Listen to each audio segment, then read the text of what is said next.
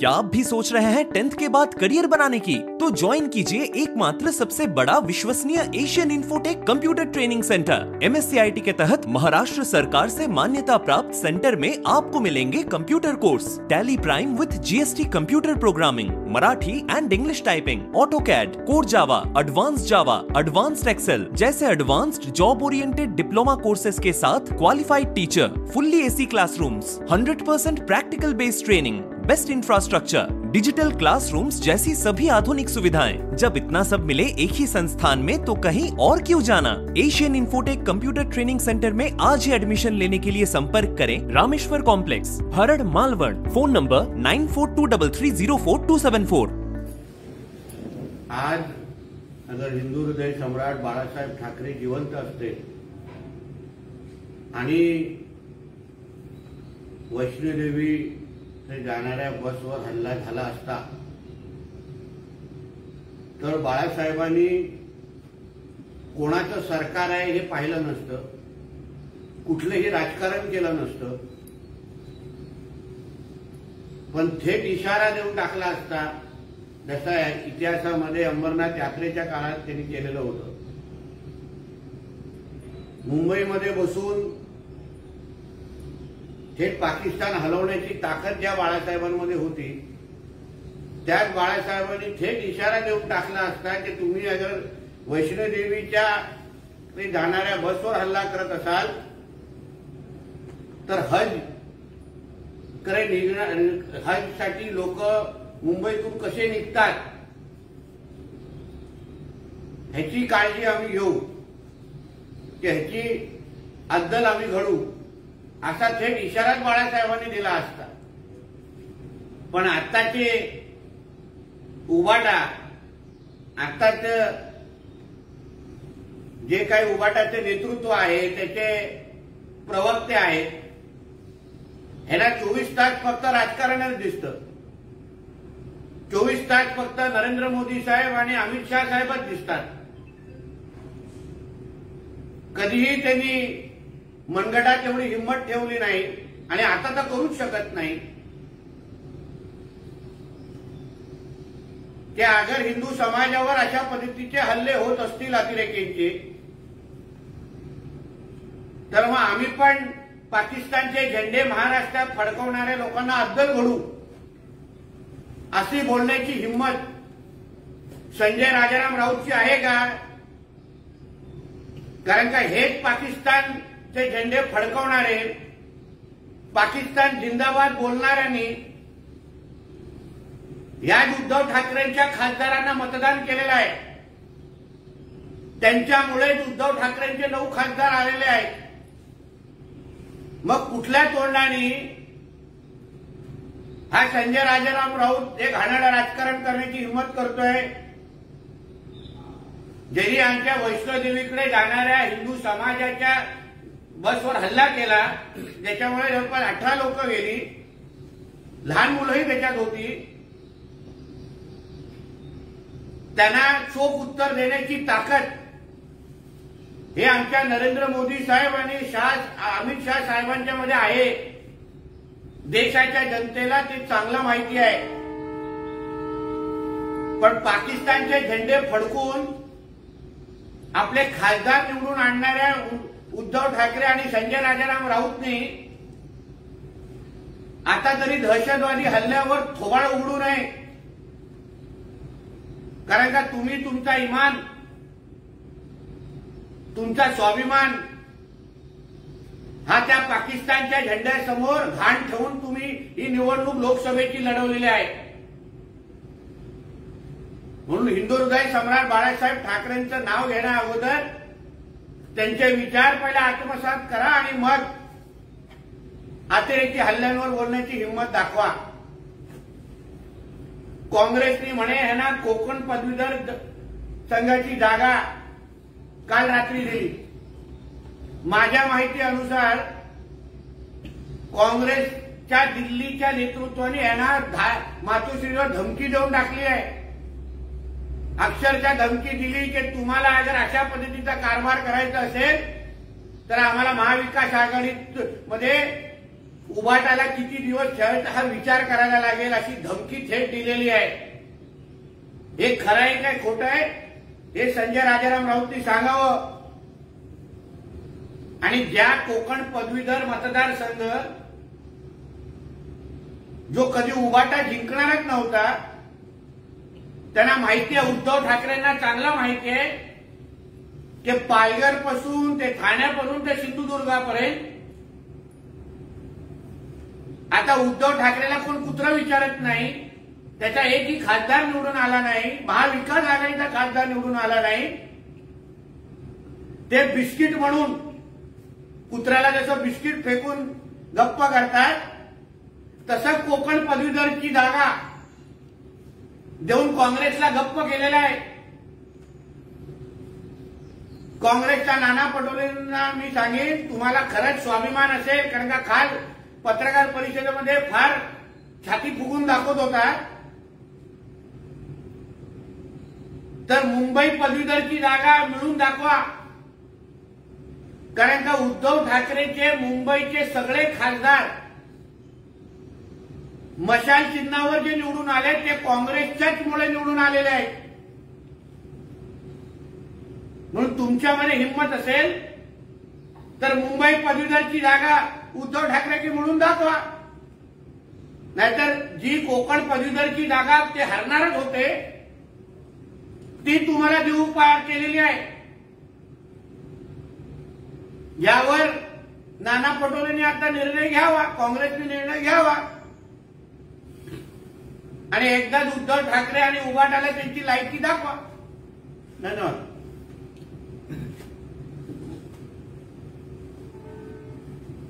संजय राऊत असं म्हणतायत की 370 कलम हटूनही काश्मीरमध्ये शांतता आली नाही, हे गृहमंत्र्यांचे अपयश आहे। पुन्हा त्यांना गृहमंत्रीपद दिल्यावर पुन्हा हल्ले सुरू झाले। काश्मीरमध्ये किती शांतता आली आहे हे जरा संजय राजाराम राऊतनी स्वतःच्या कुटुंबियावर मी जोर लावतो, स्वतःच्या कुटुंबियावर जाऊन जरा सुट्टीसाठी तिथे जावं, तुम्हाला कळेल तिथे किती शांतता आणि किती विकास झालेला आहे किंवा होतोय। हे जे काही 2-4 टकली अतिरेकींच्या नावाने जी उरली आहेत ना त्यांना पण साफ करण्याचं काम मोदीजी ह्या तिसऱ्या ह्याच्यामध्ये करणार आहेत, तिसऱ्या टर्म मध्ये करणार। फक्त बघत राहा आणि हिंमत असेल तर हिंदू हृदय सम्राट बाळासाहेब ठाकरेंसारखी भूमिका घेऊन दाखवा। राजकारण बाजूला सोडा, अतिरेकी हा कुठलाही जात धर्म पक्षाचा नसतो, हा अतिरेकी हा जिहादी जे विचारायचे आहेत त्यांना इशारा दाखवण्याची हिंमत तरी करा की आमच्या वैष्णोदेवी बसवर जसा हल्ला केला, जाणाऱ्या बसवर हल्ला केला तसं तुमच्या हजसाठी पण विमान कसं उडतं, हे जसं बाळासाहेबांनी इशारा दिलेला तसं तुम्हाला इशारा देण्याची हिंमत आहे का हे संजय राजाराम राऊतनी सांगावं।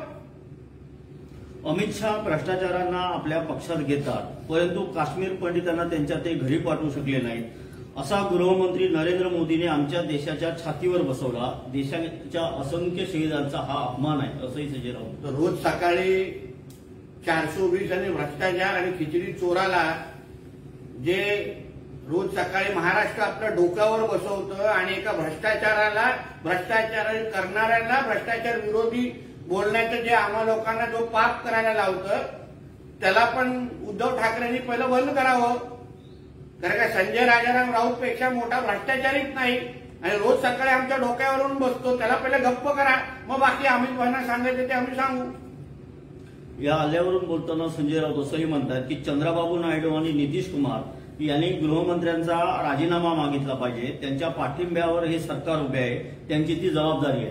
तू आमच्या मित्र पक्षाची काळजी करू नकोस, पहिला काँग्रेस आणि शरद पवार गट हे जे तुम्हाला आता पालतू कुत्र्यासारखं तुझ्या मालकाच्या गाड्यामध्ये पट्टा घालून जे आता फिरवत आहेत ना त्याची पहिली काळजी कर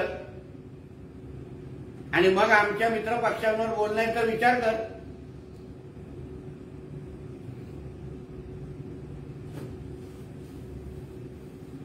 विधानसभेच्या कौलबाबत बोलताना संजय राऊत असं म्हणतात की 158 जागांचा कौल जरी आमच्या बाजूने दिसला असला तरी आम्ही सावधगिरीने पावलं उचलावी लागतील, आमची अपेक्षा 180ची आहे। ज्यांनी एक साधी कुठली सरपंचाची निवडणूक लढवली नाही, त्या व्यक्तीला हे कधीच कळणार नाही की जो देशाचा मतदार, राज्याचा मतदार हा लोकसभेला वेगळा विचार करतो, राज्य विधानसभेला वेगळा विचार करतो आणि महापालिकेला वेगळा विचार करतो आणि ग्रामपंचायतला वेगळा विचार करतो. हे जे निवडणूक लढवतात, ज्यांना ज्यांना निवडणुकीची गणित समजतात, जे स्वतः लोकांमध्ये निवडून जातात, त्या लोकांना चांगल्या पद्धतीने माहिती आहे. म्हणून कोणी किती आकडे दिले असतील तरी लोकसभेचे आकडे वेगळे असणार आणि विधानसभेचे आकडे वेगळे असणार, कारण का मतदार हा प्रत्येक निवडणुकीला वेगळा विचार करतो. हे निवडणूक लढवणाऱ्यांना माहिती आहे, मागच्या दरवाज्यावरून येणाऱ्या लोकांना कधीच कळणार नाही. यावरून संजय राऊत पुन्हा असं म्हणतात की आम्ही 30-31 जागा जिंकू असं म्हटलं होतं, तेव्हा हे सगळे हसत होते. आम्ही 180 ते 185 जागा जिंकू. फडणवीस यांनी आता राजीनामा देऊ नये, विधानसभेच्या निकालानंतर त्यांना जावंच लागणार आहे, तेव्हा त्याला कोणी थांबवणार. 30-31 जागा हे पाकिस्तानचा झेंडा फडकून जिंकलेल्या आहेत. 30-31 जागा संविधानाच्या नावाने खोटं बोलून शरिया कायदा लागू करण्यासाठी जिंकलेल्या आहेत. जे पाकिस्तानचे झेंडे फडकवतात, जे पाकिस्तान जिंदाबाद, त्या लोकांनी ह्यांना 30 जागा जिंकून दिलेल्या आहेत.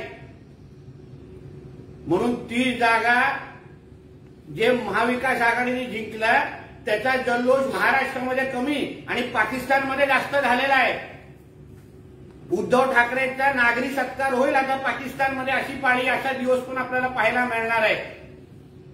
म्हणून त्यांनी जास्त 30 जागा जिंकणार ह्याची चिंता, ह्याच्या खरं तेच अगर त्यांना विधानसभेमध्ये करायचं असेल ना तर महाराष्ट्राचा हिंदू समाज हा खुला डोळ्यांनी पाहतोय. कारण का जिथे जिथे महाविकास आघाडीचा उमेदवार जिंकला त्या विजय मिरवणुकीमध्ये हिरवा गुलाल उडवलेला आहे आणि त्या हिरवा गुलाल उडवण्याचा बदला हिंदू समाज हा येणाऱ्या विधानसभेमध्ये निश्चित पद्धतीने घेईल आणि मग बघू की कोणाला विधानसभेच्या नंतर राजीनामा द्यायला लागतं की कोण बाहेर दिसतं बोलताना. चंद्रकांत पाटलांवर टीका करताना संजय राऊत म्हणतात की चंद्रकांत पाटील यांनीच आमची युती तोडली, तेव्हा ते गर्वाने छाती बघून पुढे जात होते, त्यांची बोटं शाईस्ते खानाप्रमाणे छाटली जनतेने. असं आहे दादावर संजय राजाराम राऊत का बोलला हे काय मी ऐकलेलं नाहीये, म्हणून त्यावर बोलणं उचित नाही. ऑर्गनायझर लेखबाबत बोलताना संजय राऊत म्हणतात की मोहनराव भागवत काल बोलले ते कृतीत दाखवा, प्रवचनं जास्त झाली आहे, देश संकटात आहे, एक अस्थिर सरकार मोदींच्या नेतृत्वाखाली आलेलं आहे. पण तुम्ही सामनामध्ये कितींदा काँग्रेसवर टीका करता, काँग्रेसच्या धोरणांवर टीका करता, कितींदा तुम्ही महाविकास आघाडीच्या मित्रपक्षांवर टीका करता. मग तुमची जे सामन्यातून होणारे प्रवचन आहे ते पहिलं बंद करा, मग आम्ही ऑर्गनायझर बद्दल विचार करू. दुसऱ्याच्या घरात झाकण्याची आणि दुसऱ्याच्या बारशावर नाचण्याची सवय संजय राजाराम राऊतने आता बंद करावं. कधीतरी स्वतःचा पाळणा हलवावा. डोंबिवलीत एक पुन्हा कंपनी स्फोट झाला, त्यावर संजय राऊत असं म्हणतात की सगळ्या एमआयडीसी मधून शिंदे सोनेचे लोक किती हप्ते गोळा करतात त्याचे आकडे द्यावे लागतील. बेकायदेशीर कामे तिकडे सुरू आहेत. पोलिसांपासून शिंदेच्या लोकांपर्यंत लाखो करोडोंचे हप्ते कसे जातात हे तुम्ही एकदा तपासून पहा. महाराष्ट्रातला सर्वात मोठा हप्तेखोर, ज्याचं घरच हप्त्यांवर चालतं, ज्याचं मालकाचं घर पण हप्त्यावर चालतं, तरी दुसऱ्यांना हप्तेखोर किंवा हप्त्यांची भाषा आणि हिशोब मागू नये. पहिलं तुझ्या मालक आणि तुझं घर दर महिन्याला किती हप्ते कोणाकडून गोळा करतं हे कधीतरी करतात, हे कधीतरी मग आम्हाला जाहीर करायला लागेल आणि मग तुझं थोबाड बंद करायला लागेल. त्याला सोडून डोंबिवलीत वारंवार आगीच्या घटना घडत आहेत आणि आता काही वेळापूर्वी बांधकाम मंत्र्यांनी देखील प्रतिक्रिया दिली की यावर निश्चितच कारवाई केली जाईल. मात्र वारंवार असे प्रकार घडत आहेत. बघा, ह्यावर हे प्रकार कसे बंद होतील यावर आदरणीय आमचे रवी चव्हाण साहेब असतील, उद्योग मंत्री आमचे सुखदेव सामंतजी असतील, या सगळे लोक फार बारकाईने लक्ष ठेवत आहेत, जेणेकरून भविष्यामध्ये अशा पद्धतीची आगी लागू नये, लोकांना जीव म्हणजे काही त्रास होऊ नये या दृष्टिकोनातून आमचे सरकार निश्चित पद्धतीने पावलं उचलत आहेत एवढं विश्वासाने सांगतो. सर, विनोद तावडे यांचा अध्यक्षपदी वर्णी लागण्याची शक्यता आहे. आता शेवटी तो सगळा निर्णय वरिष्ठांचा आहे. माझ्यासारख्या लहान कार्यकर्त्यांनी याच्यावर प्रतिक्रिया देणं हे मला योग्य वाटत नाही.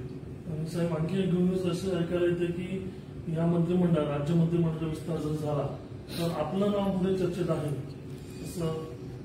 आता मला त्याच्याबद्दलची काही माहिती नाही आणि अशी काही चर्चेवर काम करणारा कार्यकर्ता मी नाही, म्हणून त्या बाबतीमध्ये मला काही बोलायचं नाहीये. भारतीय जनता पक्ष आणि महायुतीचं सरकार हे राज्यामध्ये परत यावं आणि ताकदीने परत यावं यासाठी आमच्यासारखे असंख्य कार्यकर्ते कामाला लागलेले आहेत, पद असो किंवा नसो. तर शरद पवार असं म्हणतात की मोदींची गॅरंटी आज चालत नाही, ही गॅरंटी लोकांनी मान्य केली नाही म्हणून स्वच्छ बहुमत दिले नाही. पवार साहेबांना वर बोलणं मला